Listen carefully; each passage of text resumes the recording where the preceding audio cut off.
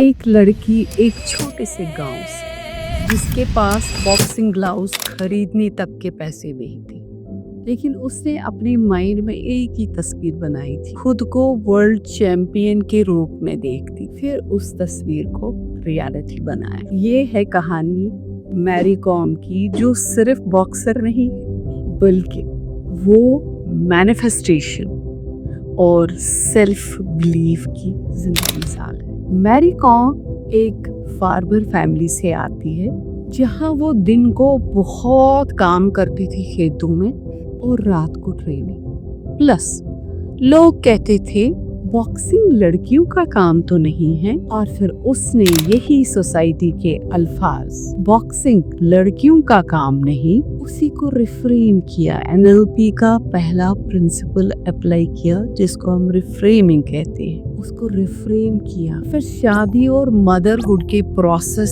से गुजर के भी उन्होंने कभी ये नहीं छोड़ा, हमेशा विजुअलाइज किया अपने उस ड्रीम को, अपनी उस तस्वीर को, और कहती रही मैं कमबैक करूंगी, मैं जीतूंगी। ठीक है, यहाँ पे आता है लॉ ऑफ मैनिफेस्टेशन, जहाँ पे उसने अपने ड्रीम को बार बार विजुअलाइज किया, उसे महसूस किया और उस पे एक्शन लिया। मैरी कॉम ने अपनी बॉडी को डिसिप्लिन दिया, अपनी माइंड को अफर्मेशंस दी। मैं स्ट्रांग हूँ, मैं चैंपियन हूँ, मुझे कोई नहीं रोक सकता। उन्होंने सेल्फ डाउट और एनएलपी के एंकर बनाए, और जब भी कभी उनको डाउट आता था, जो कि आ ही जाता है लाइफ में, तब वो विजुअलाइज करती थी अपने गोल को। और फिर 2012 में ब्रॉन्ज मेडल, ओलंपिक्स में ब्रॉन्ज मेडल, एंड फिर 6 टाइम्स वर्ल्ड चैंपियन। तो ये क्या था? ये सिर्फ बॉडी ट्रेनिंग का रिजल्ट नहीं था, बल्कि एक माइंड मास्टरी का जादू भी था।